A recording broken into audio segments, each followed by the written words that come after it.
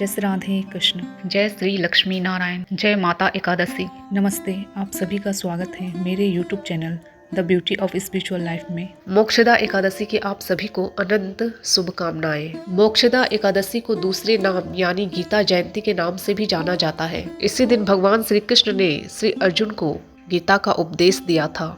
हिंदू धर्म की मान्यता के अनुसार इस 11 के दिन भगवान दामोदर का पूजन किया जाता है। धार्मिक शास्त्रों के अनुसार यह एकादशी बहुत ही पुण्य फलदायिनी है। अतः इस एकादशी की कथा पढ़ने या सुनने मात्र से मनुष्य का यश विश्व में फैलता है। मोक्षदा एकादशी का महत्व। धर्मराज श्री युधिष्ठिर कहने लगे कि हे भगवान, मैंने मार्गशीर्ष माह के कृष्ण पक्ष की एकादशी अर्थात उत्पन्ना एकादशी का सविस्तार वर्णन सुना। अब आप कृपा करके मुझे मार्गशीर्ष माह के शुक्ल पक्ष की एकादशी के विषय में भी बतलाइए। इस एकादशी का क्या नाम है तथा इसके व्रत का क्या विधान है, इसकी विधि क्या है, इसका व्रत करने से किस फल की प्राप्ति होती है, कृपया यह सब विस्तार पूर्वक कहिए। भगवान श्री कृष्ण बोले, मार्गशीर्ष माह के शुक्ल पक्ष में आने वाली इस एकादशी को मोक्षदा एकादशी कहा जाता है। यह व्रत मोक्ष देने वाला तथा चिंतामणि के समान सब कामनाएं पूर्ण करने वाला है। इस कथा के श्रवण मात्र से ही व्यक्ति को अश्वमेघ यज्ञ का फल प्राप्त होता है और इस फल के पुण्य से किसी भी व्यक्ति के माता पिता या उनके कोई पितृ यदि नर्क लोक में है तो उन्हें भी मोक्ष मिल जाता है। इसलिए इस कथा का ध्यान पूर्वक श्रवण करो। मोक्षदा एकादशी व्रत की कथा। प्राचीन काल में चंपक नगर नामक एक अत्यंत सुंदर नगर था। वहाँ वैखानस नामक राजा राज्य करता था। वहाँ उसके राज्य में चारों वेदों के ज्ञाता ब्राह्मण रहते थे तथा राजा अपनी प्रजा का पुत्रवत पालन करता था। एक रात्रि में राजा ने एक स्वप्न देखा कि उसके पिता नरक में है। उसे बड़ा आश्चर्य हुआ। वह प्रातः काल विद्वान ब्राह्मणों के पास गया और उन्हें अपना स्वप्न सुनाया और कहा कि मैंने अपने पिता को नरक में कष्ट उठाते देखा है तथा उन्होंने मुझसे कहा कि हे पुत्र, मैं नरक में पड़ा हूँ, यहाँ से तुम मुझे मुक्त कराओ। जब से मैंने ये वचन सुने हैं तब से मैं बहुत ही बेचैन हूँ। चित्त में बड़ी अशांति हो रही है। मुझे इस राज्य, धन, पुत्र, स्त्री, हाथी, घोड़े आदि में कुछ भी सुख प्रतीत नहीं होता। क्या करूं? राजा ने आगे कहा, हे ब्राह्मण देवताओं, इस दुख के कारण मेरा सारा शरीर जल रहा है। अब आप कृपा करके कोई तप, दान, व्रत आदि ऐसा उपाय बताइए जिससे मेरे पिता को मुक्ति मिल जाए। उस पुत्र का जीवन व्यर्थ है जो अपने माता पिता का उद्धार न कर सके। एक उत्तम पुत्र जो अपने माता पिता तथा पूर्वजों का उद्धार करता है वह 1000 मूर्ख पुत्रों से अच्छा है।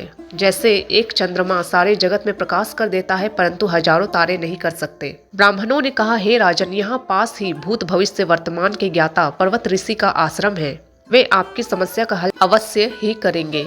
यह सुनकर राजा मुनि के आश्रम पर गया। उस आश्रम में अनेक शांत चित्त योगी और मुनि तपस्या कर रहे थे। उसी जगह पर्वत मुनि बैठे थे।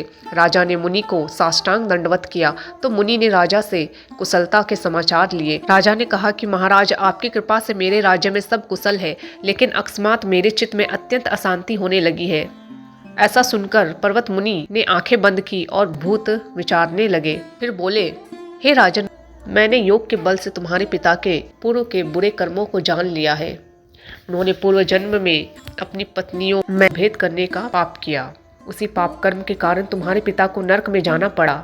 राजा ने कहा, ऋषिवर, इसका कोई उपाय बताइए। मुनि बोले, हे राजन, आप मार्गशीर्ष माह के शुक्ल पक्ष की मोक्षदा एकादशी का उपवास करें और उस उपवास के पुण्य को अपने पिता को संकल्प कर दे दे। इसके प्रभाव से आपके पिता की अवश्य ही नरक से मुक्ति होगी। मुनि के ये वचन सुनकर राजा महल में आया और मुनि के कहे अनुसार परिवार सहित मोक्षदा एकादशी का व्रत किया। इसके उपवास का पुण्य उसने पिता को अर्पण कर दिया। इस एकादशी के प्रभाव से राजन के पिता को मुक्ति मिल गई और स्वर्ग में जाते हुए वे पुत्र से कहने लगे, हे पुत्र, तेरा कल्याण हो। यह कहकर वे स्वर्ग चले गए। भगवान श्री कृष्ण कहते हैं, हे युधिष्ठिर, जो मनुष्य इस मार्गशीर्ष माह के शुक्ल पक्ष की मोक्षदा एकादशी का व्रत करते हैं उनके सभी पाप नष्ट हो जाते हैं तथा उन्हें उच्च लोक में स्थान मिलता है। इस व्रत के समान मोक्ष प्रदान करने वाला कोई दूसरा व्रत नहीं है। यह व्रत चिंतामणि के समान है जो मोक्ष प्रदान करता है।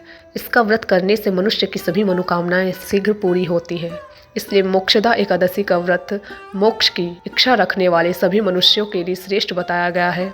यह व्रत भगवान श्री हरि के समक्ष पूर्ण श्रद्धा और भक्ति के साथ करना चाहिए। तो ये थी मोक्षदा एकादशी व्रत की कथा। मिलते हैं अगले वीडियो में। आप सभी का धन्यवाद। जय माता एकादशी, जय श्री लक्ष्मी नारायण, जय श्री राधे कृष्ण।